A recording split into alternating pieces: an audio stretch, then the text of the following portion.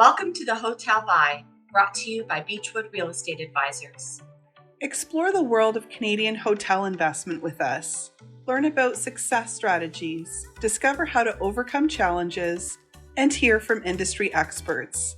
Whether you're a seasoned investor or a curious listener, the Hotel Buy is your ultimate guide to the latest trends, strategies, and stories shaping the landscape of hotel investments.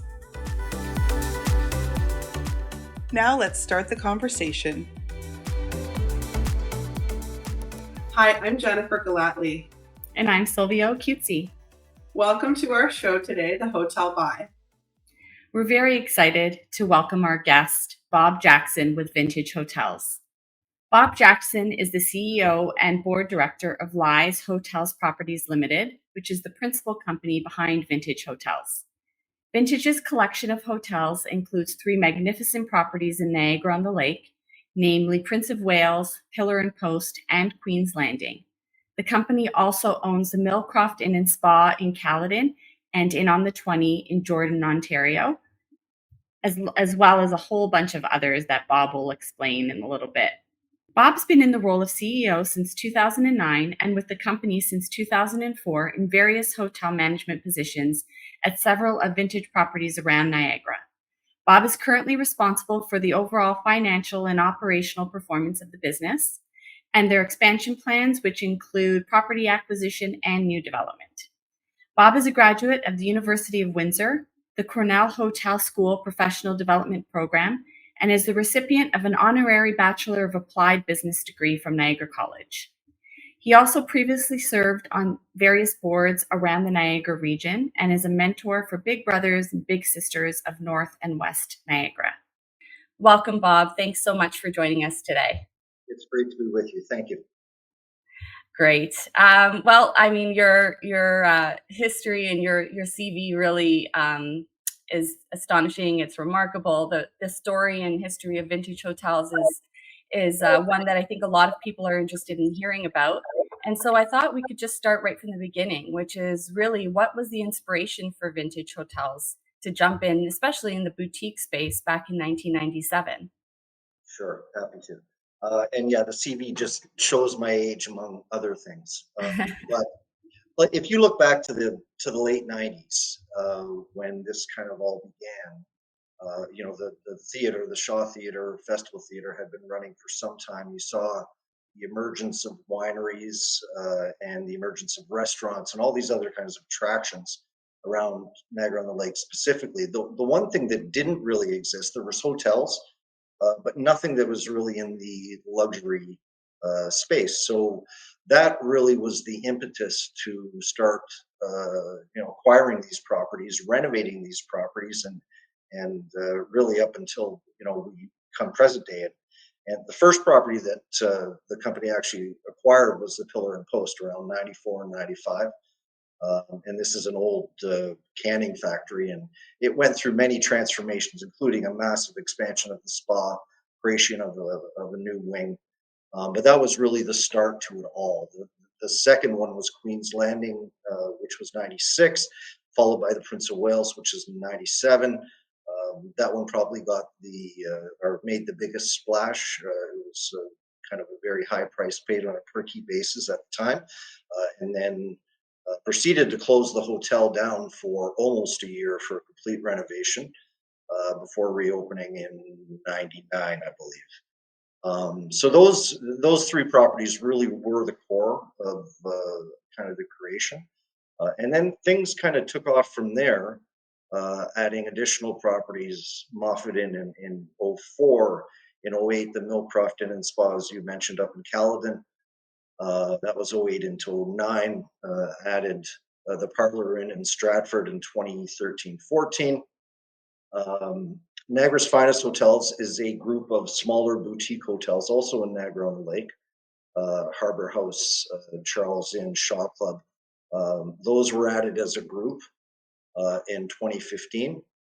And then we added the Jordan properties, which is in on the 20 Jordan House, including this very kind of large retail concourse that includes Cave Springs Cellars, among other things that the group also acquired at that time. So it's really been a kind of a long road to get us to where we are today.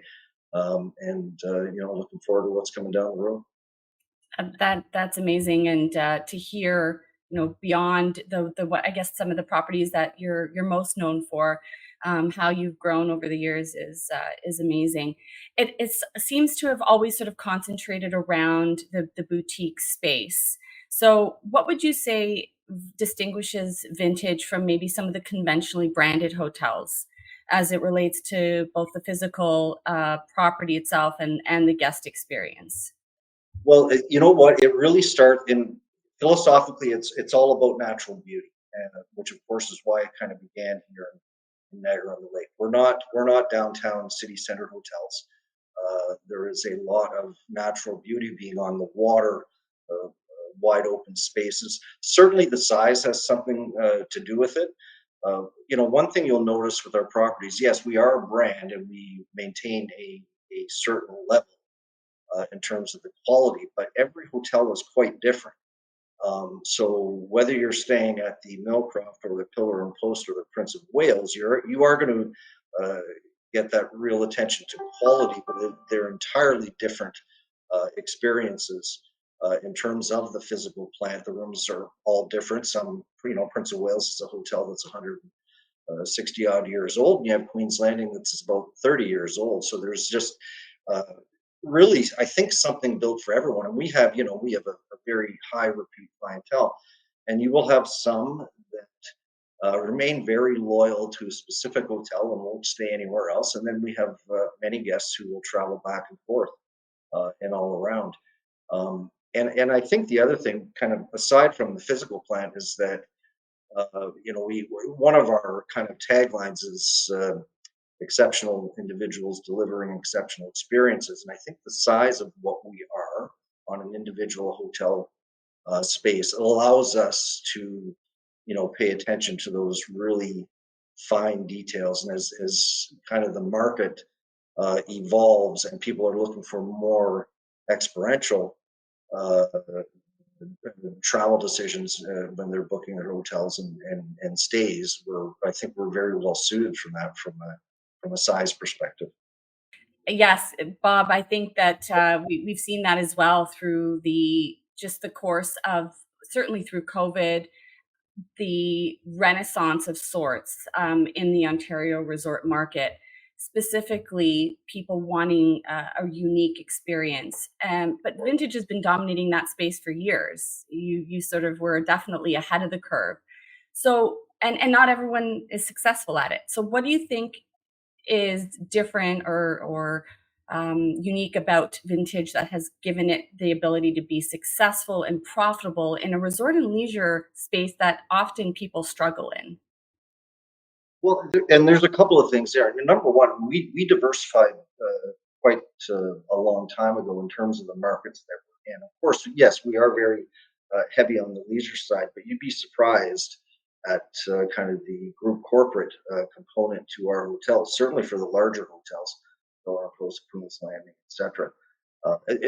That's the type of business, the kind of breakdown in our market segments that allows it to be a high occupancy venues on an annual basis. If you look back, even 15, 20 years ago, uh, that content wasn't as great on the group corporate side, which allows us to operate at a very high and profitable level. The other thing, and this is, we've always been supported by great ownership, and one of the luxuries that we have, and this is again, it is kind of a philosophy, is that we make investments in things that aren't necessarily directly a profit center, but that they are serving to enhance the overall experience of people that are traveling to those destinations. And to give you an example, we've opened a variety of Asian restaurants here in Niagara on the Lake, a Japanese, a Chinese, a Thai. That's really to give people those unique dining options that they didn't have previously. The other thing we opened in the last few years, we had a large parcel of land across from the pillar and post, about 5-6 acres. And essentially what we did was created this huge garden park type space. And it was a substantial investment, and of course we have a responsibility to monetize that as well. And it's great event space. We have an old barn and obvious outbuildings and wedding spaces and all these kind of things that allow us to do that. But it's not specifically a profit center. It's to support the effort of the hotels to provide those experiences. And this was accidental that, of course, this came to mean a great deal to us as we were kind of working through the pandemic, because those are the kind of spaces that people were looking for. And so it really, we have the luxury of being able to do projects like that, because that's what our board supports, that's what ownership supports. And we'll continue to do that, to build, these kind of wonderful spaces where people feel that they have all of these options, to enjoy their travel dollars, and of course experience the hotels at the same time. Great. Yeah, I love that you're touching on the F&B offering. That leads into my question, actually. We're wondering, what are you seeing in terms of trends in Ontario and in the Canadian hotel industry in general, in terms of amenities that you have to offer at your properties? Obviously, F&B is something that's extremely important to you, and a diverse offering of properties as well, like you've touched on. Can you add to that and let us know what other amenities might be important to guests today? Yeah, obviously the culinary has always been very, very important to us, and the Asian restaurants and other basically themed restaurants that we've been able to expand into has all been.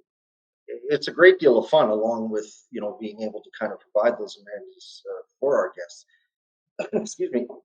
There's a lot happening right now, and I think that I know from our perspective, technology is figuring into everything. And we're kind of in a unique space where, because it is such a personal experience, our guests aren't always looking for the greatest in technological advancements. They want that personal touch. So, for example, whether it be automated check-in and all those other kind of things. And we've tested the market a bit and are finding that that's not necessarily something that's expected from our guests, maybe on the corporate side, somewhat. But it is offering those unique experiences that we can do on an individualized basis, to support the guest experience.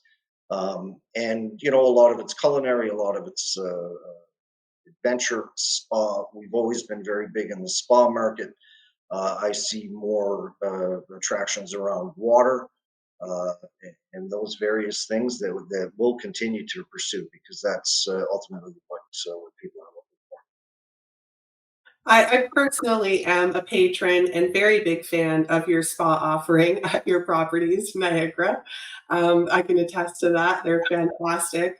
I really like what you touched on there regarding technology and automated check-in and still offering this special touch for guests when they arrive. That is so important. And it depends on the experience that the guest is looking for. But for me, that's my preference as well, and it's totally suited to your service offering with your portfolio. So I like that touch for sure. It Now, does make sorry, Jenny, and it does make a lot of sense too. And we play in a lot of different spaces. We have the text function, of course, which has really been, I think, wonderful in terms of operating hotels, because it's so immediate, and gives you all those opportunities to market things, but also just to be of service. So those things, we'll continue to adopt where it makes sense. Uh, and for those areas where it may not be expected by our guests, we'll continue to watch. And if there's other things that we can get into, we will. I like that because you're combining the best of both worlds in that regard. So it makes sense and it's a great approach for sure. Now, in terms of your guest profile and spend, has that changed over the years, especially with the massive change in consumer trends that we've seen pre-COVID, through COVID, now post-COVID? What are you seeing for your group? Well, it has changed quite a bit. If you're somewhat familiar with our hotels, this wouldn't probably surprise you, but we kind of skewed older on the demographic historically. But certainly in the last, COVID certainly had an impact on it, but it was happening prior to that. In that we're seeing a younger demographic, we're seeing more families. I always used to make a joke that the only kids you'll ever see in these hotels are my own, but you're actually seeing families a lot more than we have. And the flip side of that too is that spend is becoming increasingly stronger. People want to experience things, and they're not so hesitant to deny themselves.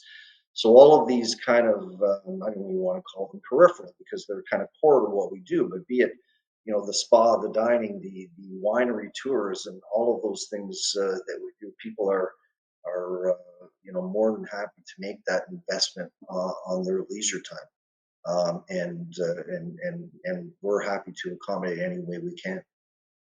I love the joke about the only kids you would see at your properties would be your own, and that it's no longer the case for sure. People would want to come and enjoy like the wine, your property, the spa, depending on age, bring their children with them to the spa. So that's become a good family outing now, I guess. And you're right, people do want to spend more of their dollars on experiences versus things.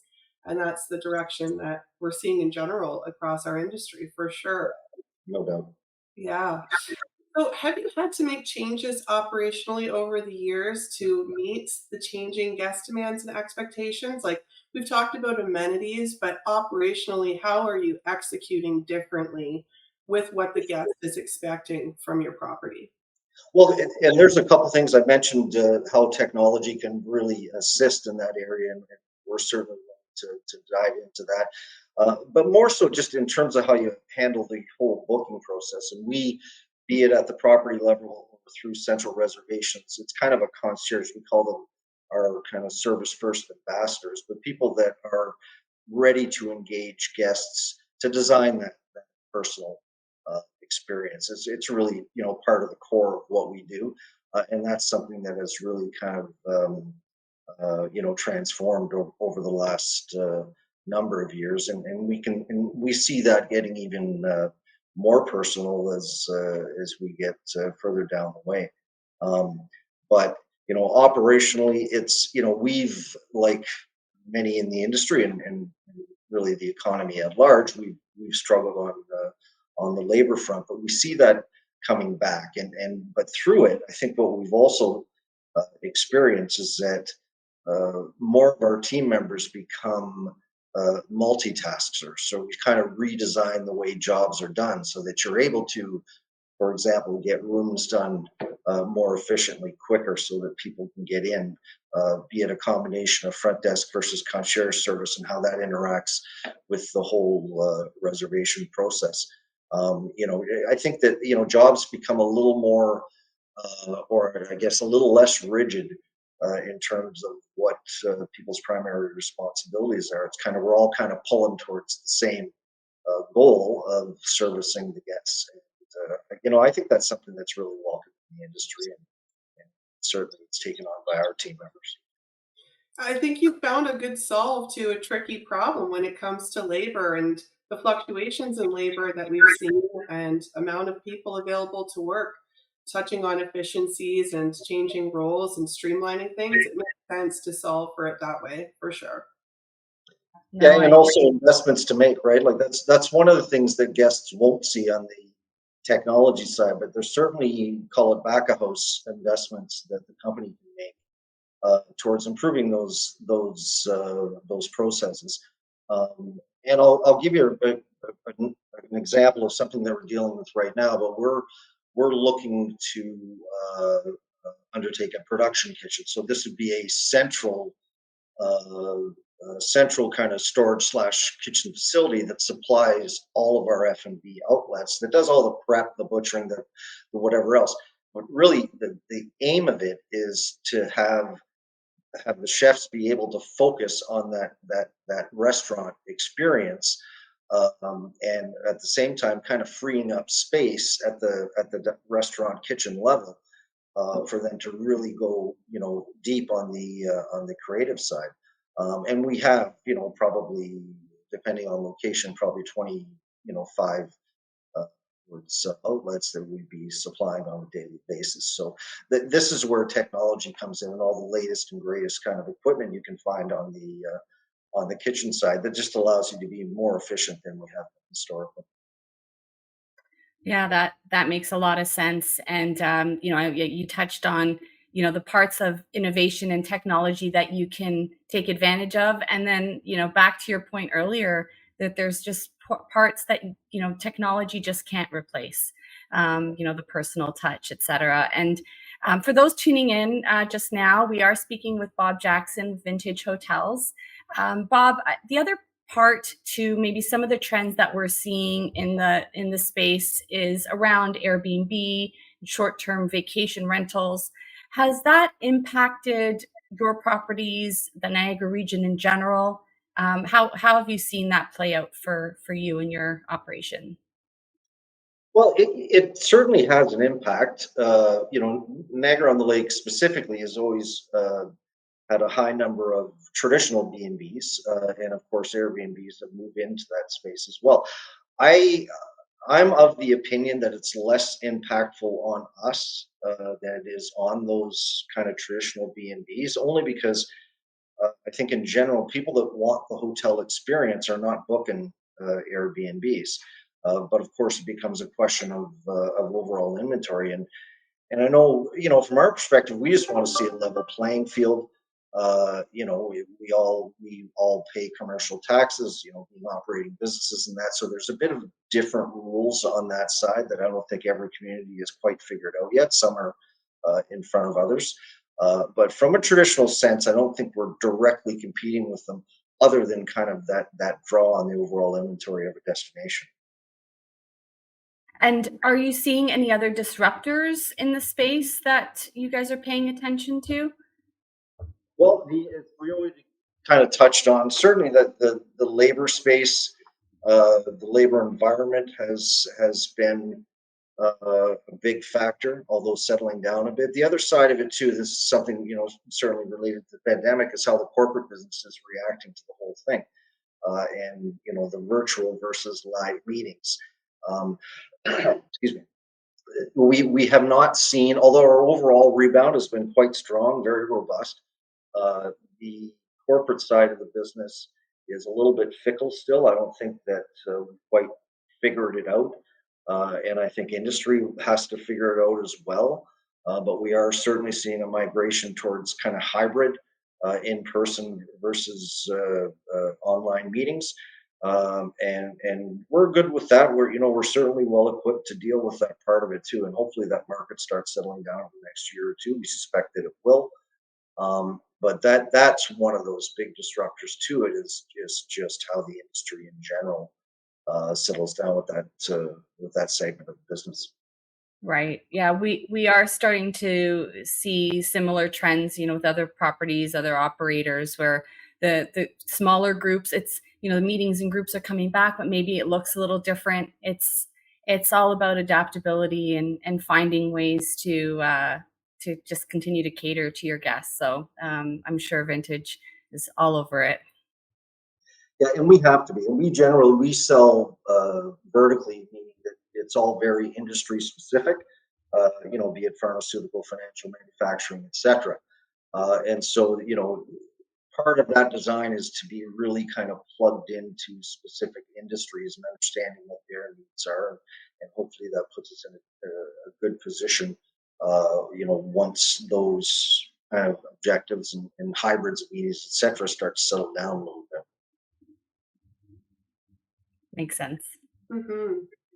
So we've talked about your portfolio, its positioning, amenities, service offering, technology. We've covered quite a bit. But what every hotel owner wants to know right now is your feedback on financing. What are you seeing for your group in terms of putting a deal together, financing a new deal, refinancing? What's the landscape like right now from your perspective? Well, I mean, we're impacted like everybody else has. I would say that, and we're working on a few different projects right now from an expansion perspective, both out in Jordan, up in Caledon, and a couple locally in Niagara on the Lake. And we're still proceeding with those things, but there's kind of no rush to get into the construction part of it, because we suspect, like many others, like that's interest rates are going to settle down a little bit, and we'll move forward. The change in our industry happened actually many years ago, when the kind of the larger institutions, the larger banks, were less and less involved in the hotel space. And we still deal with major banks as well, but we also have moved to the more regional model, which has its advantages in terms of having that kind of personal connection. But we're not overly concerned with the market, and hopefully, along with the external expansion and addition of facilities and rooms and restaurants and all that, we do look to be more back in the acquisition space, a year or two down the road, when things settle down a little bit. Okay, so you've actually somewhat answered my next question, which is regarding your growth plans. So you are looking at potential acquisitions on a go-forward basis and expansion. Can you touch just a little bit more on what your expansion is going to include, and maybe what kind of acquisitions? Are they complementary? Are they similar? Positioned differently? What is your overall strategy?